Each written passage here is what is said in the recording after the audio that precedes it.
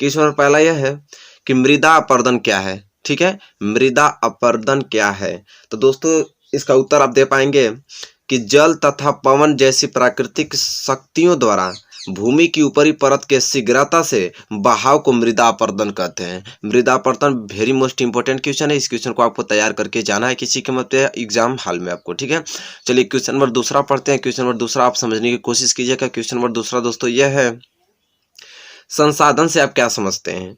तो उत्तर आप दे पाएंगे कि पर्यावरण में उपलब्ध वह प्रत्येक वस्तु जो हमारी आवश्यकताओं को पूर्ति करने में सक्षम है और जिसे बनाने के लिए प्रौद्योगिकी उपलब्ध है तथा जो आर्थिक रूप से संभाव्य और सांस्कृतिक रूप में मान्य है, संसाधन कहलाती है। ठीक है, तो चलिए दोस्तों उम्मीद करता हूँ क्वेश्चन नंबर पहला और दूसरा क्लियर हो चुका होगा आप लोगों को। चलिए क्वेश्चन नंबर तीसरे की ओर बढ़ चलते हैं। क्वेश्चन नंबर तीसरा देखते हैं, संसाधन नियोजन क्या है? संसाधन नियोजन क्यों आवश्यक है? 3 कारण स्पष्ट कीजिए। तो आप इसका उत्तर दे पाएंगे कि संसाधन नियोजन से आशय उपलब्ध संसाधनों की पहचान और मात्रा के साथ साथ उनके उचित विकास से है। संसाधन विकास योजना राष्ट्रीय विकास लक्ष्यों के अनुरूप होने चाहिए।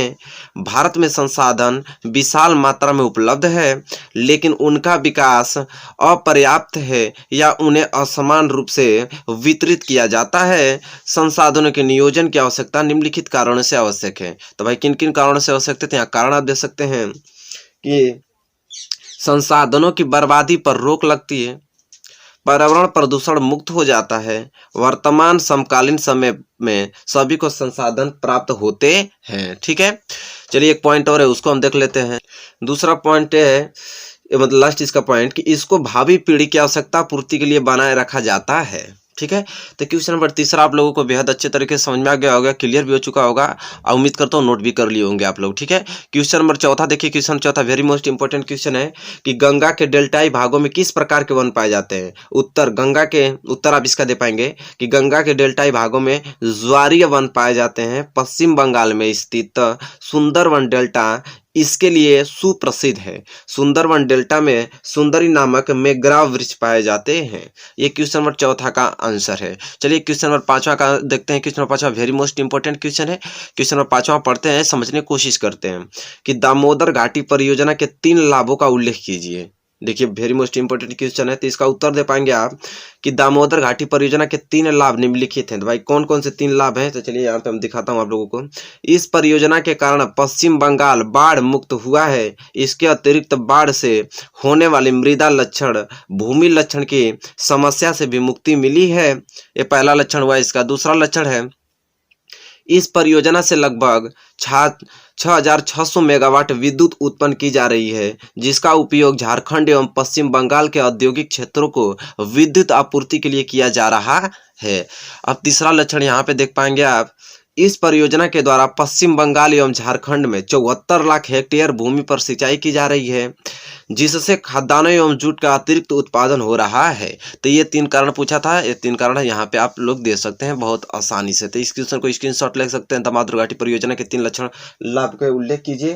तो दोस्तों उम्मीद करता हूँ कि क्वेश्चन नंबर 5 आप लोगों को क्लियर हो चुका होगा। चलिए क्वेश्चन नंबर 6वें की ओर बढ़ चलते हैं। दोस्तों क्वेश्चन नंबर 6वां यह है, बहुत ज़्यादा इंपॉर्टेंट भी है, कि भारत में हरित क्रांति को सफल बनाने के लिए कोई 2 उपाय सुझाइए। भारत में हरित क्रांति को सफल बनाने के लिए कोई 2 उपाय सुझाइए।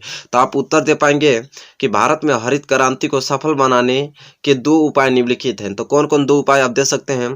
किसानों को उन्नत बीज तथा उर्वरक सस्ते मूल्य पर मिलने चाहिए, और दूसरा लिखना आप लोगों को, उपज का पर्याप्त मूल्य मिले तथा उसके भंडारण की व्यवस्था होनी चाहिए। ठीक है, ये इसके 2 उपाय हैं। तो चलिए क्वेश्चन नंबर 6वां क्लियर हो चुका होगा। क्वेश्चन नंबर 7वें की ओर बढ़ चलते हैं। और क्वेश्चन नंबर 7वां देखिए वेरी मोस्ट इंपॉर्टेंट क्वेश्चन है दोस्तों।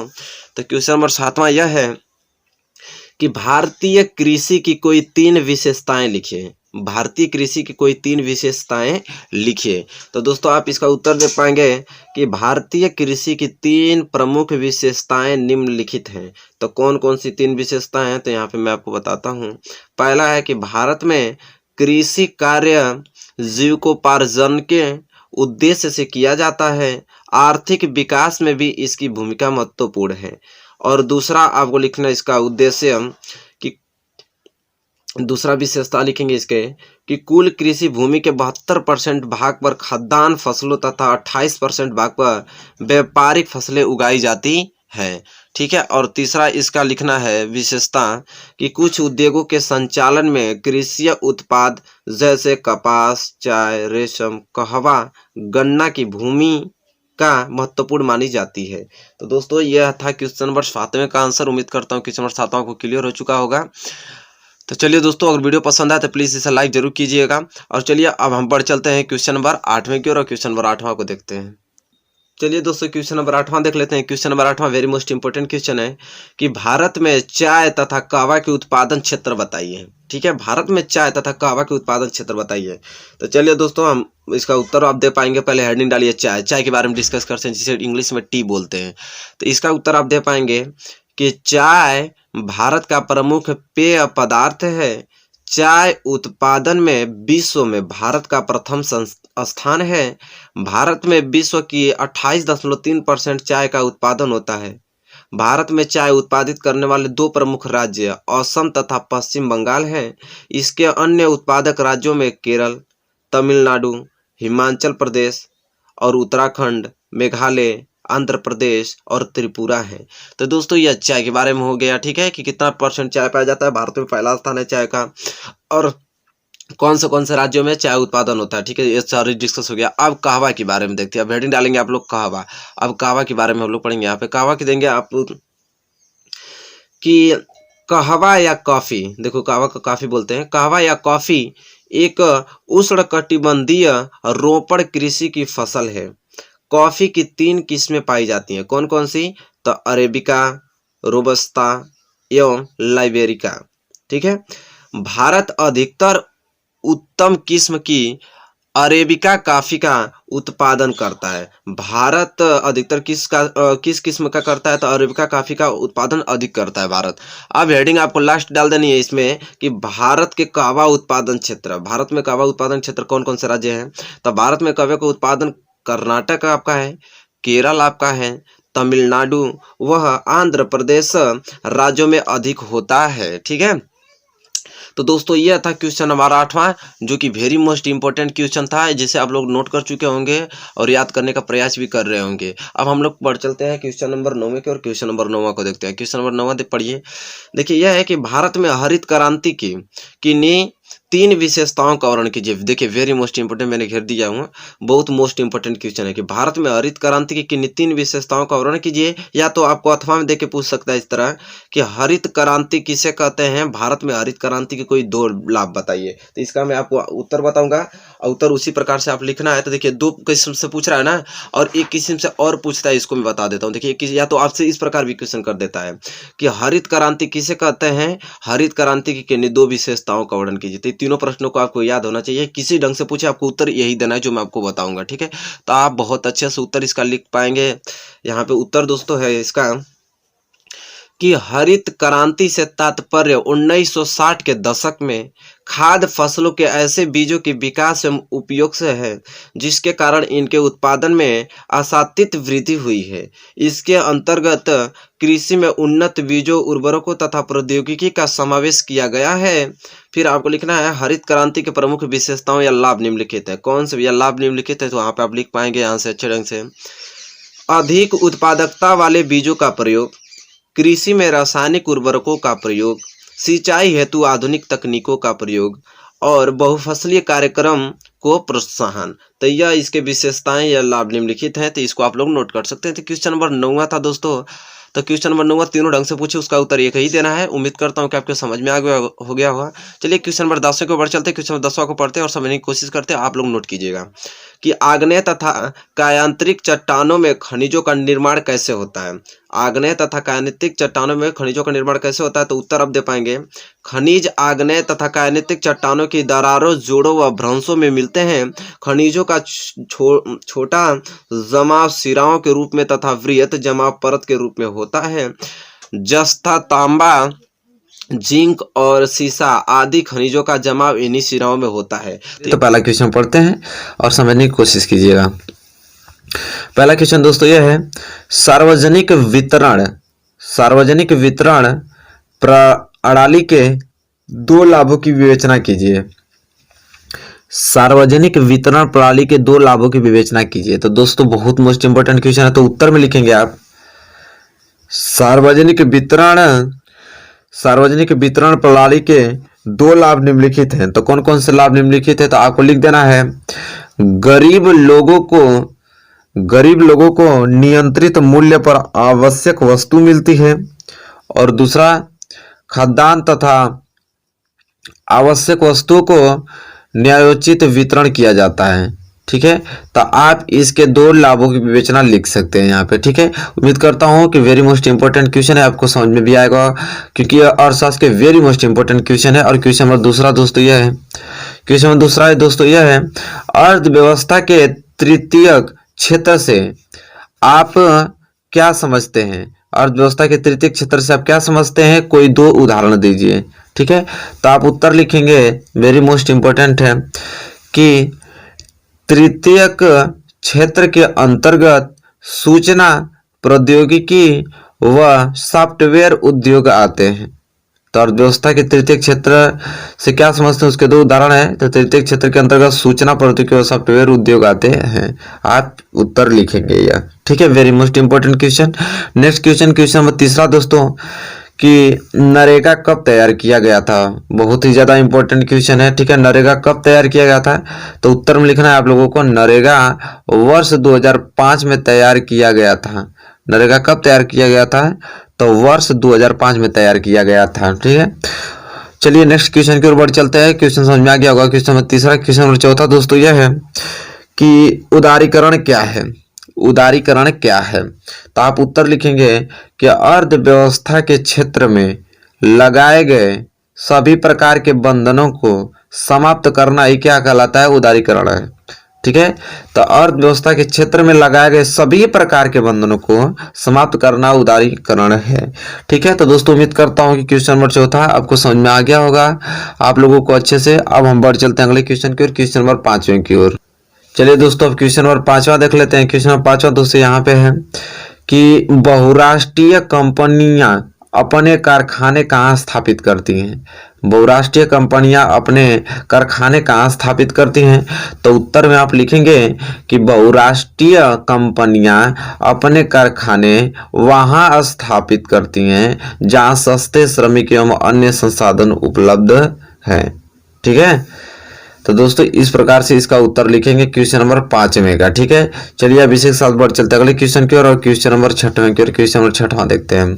क्वेश्चन नंबर 6वां दोस्तों यह है कि भारत का सबसे ज्यादा व्यापार किस देश के साथ होता है। वेरी मोस्ट इंपोर्टेंट क्वेश्चन कि भारत का सबसे ज्यादा व्यापार किस देश के साथ होता है, और जानकारी भी आपको होनी चाहिए कि उत्तर आप लिखेंगे कि भारत का सबसे ज्यादा व्यापार अमेरिका के साथ होता है। ठीक है, ये वेरी मोस्ट इंपोर्टेंट टॉपिक है, आपको ये याद होना चाहिए कि भारत का अधिकतम व्यापार किसके साथ होता है, तो अमेरिका के साथ होता है। चलिए अब उम्मीद करता हूँ क्वेश्चन नंबर 6वां को समझ में आ गया होगा आप लोगों को। तो क्वेश्चन नंबर 7वें की ओर बढ़ चलते हैं। क्वेश्चन नंबर 7वां देखिए। क्वेश्चन 7वां दोस्तों यह है निवेश किसे कहते हैं। ठीक है, बहुत बार पूछा गया एग्जाम में, निवेश किसे कहते हैं, तो उत्तर में आप लिखेंगे संपत्तियों को खरीदने के लिए, संपत्तियों के खरीदने के लिए किया गया खर्च निवेश कहलाता है। संपत्तियों को खरीदने के लिए यहाँ पे आप लिख सकते हैं किया गया खर्च क्या कहलाता है, निवेश कहलाता है। कोई भी अगर आप संपत्ति खरीद रहे हैं, ठीक है, और उसमें जो खर्च लग रहा है आपका क्या कहलाएगा, निवेश कहलाता है। ठीक है, उम्मीद करता हूँ ये क्वेश्चन आपको समझ में आ गया होगा। क्वेश्चन नंबर 8वां देखिए, बहुत मोस्ट इंपोर्टेंट क्वेश्चन है। शरीर द्रव्यमान सूचकांक। तो दोस्तों नेक्स्ट क्वेश्चन कि शरीर द्रव्यमान सूचकांक मापने का सूत्र बताइए, कि शरीर के द्रव्यमान सूचकांक मापने का सूत्र बताइए। तो उत्तर में लिखेंगे कि द्रव्यमान सूचकांक BMI बराबर व्यक्ति का भार क्रिया में बटे में लंबाई स्क्वायर किसमें, मीटर में। ठीक है, तो व्यक्ति का भार जितना होगा और लंबाई उसका मीटर स्क्वायर में अगर भाग दे देंगे तो द्रव्यमान सूचकांक निकल जाता है। ठीक है, शरीर का। तो दोस्तों उम्मीद करता हूँ क्वेश्चन नंबर 8वां को समझ में आ गया होगा। क्वेश्चन नंबर 9 देखते हैं, बहुत मोस्ट इंपोर्टेंट क्वेश्चन है। क्वेश्चन नंबर 9 है, वे संसाधन जिनका एक बार प्रयोग करने के पश्चात वे स्वतः समाप्त हो जाती हैं कौन से हैं। ठीक है, देखिए वेरी मोस्ट इम्पोर्टेंट क्वेश्चन है। तो आप उत्तर देंगे वे संसाधन जिनका एक बार प्रयोग करने के पश्चात वे स्वतः समाप्त हो जाते हैं अनवीकरणीय संसाधन कहलाते हैं। देखिए वेरी मोस्ट इम्पोर्टेंट क्वेश्चन था और उसका उत्तर आप इस प्रकार लिख पाएंगे। ठीक है कि वे संसाधन जिनका एक बार प्रयोग करने के पश्चात तो स्वतः समाप्त हो जाते हैं तो क्या कहलाते हैं? अनवीकरणीय संसाधन कहलाते हैं। उम्मीद करता हूँ क्वेश्चन नंबर 9वां जो क्वेश्चन था आपको समझ में आ गया होगा आप लोगों को अच्छे ढंग से। अब हम बढ़ेंगे क्वेश्चन नंबर 10वें की ओर। और दोस्तों क्वेश्चन नंबर 10वां जैसा कि देख पा रहे हैं वेरी मोस्ट इम्पोर्टेंट क्वेश्चन है कि संबंध कृषि किसे कहते हैं। बहुत ज्यादा इंपॉर्टेंट पॉपुलर क्वेश्चन है इकोनॉमिक्स का कि संबंध कृषि किसे कहते हैं। तो उत्तर में लिखेंगे संबंध कृषि के अंतर्गत मत्स्य पालन, मधुमक्खी पालन आदि आते हैं जिसे कृषि के नाम से जाना जाता है। ठीक है, बहुत ज्यादा इंपॉर्टेंट क्वेश्चन था। इस उम्मीद करता हूँ आप लोग सब कुछ नोट कर रहे होंगे। आप लोगों को इकोनॉमिक्स अगर आप एक बार पढ़ लेंगे इसमें से इस वीडियो में तो सारे क्वेश्चन कर देंगे उम्मीद करता हूँ। चलिए क्वेश्चन नंबर 11 देखते हैं। क्वेश्चन नंबर 11 दोस्तों यह है, बहुत ज्यादा इंपॉर्टेंट क्वेश्चन है कि प्राथमिक क्षेत्र को परिभाषित कीजिए। प्राथमिक क्षेत्र को परिभाषित कीजिए। तो उत्तर लिखेंगे आप प्राथमिक क्षेत्र के अंतर्गत प्राकृतिक संसाधनों को प्राथमिक उत्पादों में परिवर्तित किया जाता है। इसे कृषि सहायक क्षेत्र भी कहते हैं। इसमें कृषि, खनन, डेयरी, मत्स्यन, पशुपालन संबंधित आर्थिक गतिविधियों को शामिल किया जाता है। ठीक है, ये आप इसको उत्तर लिख पाएंगे। क्वेश्चन नंबर 11 का वेरी मोस्ट इंपॉर्टेंट क्वेश्चन है। अब चलिए उम्मीद करता हूँ क्वेश्चन नंबर 11 आपको समझ में आ गया होगा। अब हम लोग पढ़ेंगे क्वेश्चन नंबर 12 की ओर। क्वेश्चन नंबर 12 देखिए वेरी मोस्ट इंपॉर्टेंट क्वेश्चन है। तो क्वेश्चन नंबर 12 देखते हैं कि अधिकतर उपभोक्ता क्यों शोषित किए जाते हैं। अधिकतर उपभोक्ता क्यों शोषित किए जाते हैं। उत्तर लिखेंगे आप इसमें अधिकतर उपभोक्ता अपने अधिकारों पर बल न दिए जाने के कारण शोषित किए जाते हैं। अधिकतर उपभोक्ता अपने अधिकारों पर बल न दिए जाने के कारण शोषित किए जाते हैं। क्वेश्चन नंबर 12 का उत्तर आप इस प्रकार लिखेंगे। उम्मीद करता हूँ समझ में आ गया होगा। क्वेश्चन नंबर 13 देखते हैं। क्वेश्चन नंबर 13 दोस्तों यह है कि एक मार्क और हॉल मार्क क्या सुनिश्चित करते हैं। एक मार्क और हॉल मार्क क्या सुनिश्चित करते हैं। उत्तर में लिखेंगे आप एक मार्क और हॉल मार्क वस्तु की गुणवत्ता को सुनिश्चित करते हैं। ठीक है, क्या करते हैं तो वस्तु की गुणवत्ता को सुनिश्चित करते हैं। उम्मीद करता हूँ क्वेश्चन नंबर 13 आपको समझ में आ गया होगा। तब क्वेश्चन नंबर 14 देखते हैं। क्वेश्चन नंबर 14 दोस्तों यह है कि ISI किन वस्तुओं के लिए प्रमाणक चिन्ह है। वेरी मोस्ट इंपॉर्टेंट क्वेश्चन है। ISI किन वस्तुओं के लिए प्रमाणक चिन्ह है। तो आप उत्तर लिखेंगे ISI इलेक्ट्रिक और इलेक्ट्रॉनिक वस्तुओं के लिए प्रमाणक चिन्ह है। किन के लिए तो ISI इलेक्ट्रिक और इलेक्ट्रॉनिक वस्तुओं के लिए प्रमाणक चिन्ह है। तो दोस्तों यह इस वीडियो का लास्ट क्वेश्चन क्वेश्चन नंबर 14 था। तो दोस्तों इस वीडियो में मैंने टोटल 14 क्वेश्चन डिस्कस किया इकोनॉमिक्स के जो वेरी मोस्ट इंपॉर्टेंट क्वेश्चन है। अगर आप इस क्वेश्चनों को तैयार करके एग्जाम में बैठते हैं तो मैं गारंटी देता हूं आप लोगों को कि इनमें से क्वेश्चन आएंगे इकोनॉमिक्स के। एक क्वेश्चन आप छोड़ने वाले नहीं है, सारे क्वेश्चन कर देंगे। ठीक है, तो दोस्तों वीडियो देखने के लिए धन्यवाद। अगर वीडियो आपको अच्छी लगी हो तो प्लीज इसे लाइक कीजिएगा और ज्यादा से ज्यादा शेयर कीजिएगा। चैनल पे आप नए हैं तो पहले चैनल को सब्सक्राइब जरूर कर लीजिएगा और बेल आइकन को प्रेस कर लीजिएगा क्योंकि कोई भी वीडियो मैं अपलोड करूं सबसे पहले नोटिफिकेशन आप तक पहुंचे। ठीक है, और अच्छे से आप तैयारी कर पाए। चलिए तब तक लिए धन्यवाद, मिलेंगे नेक्स्ट वीडियो में।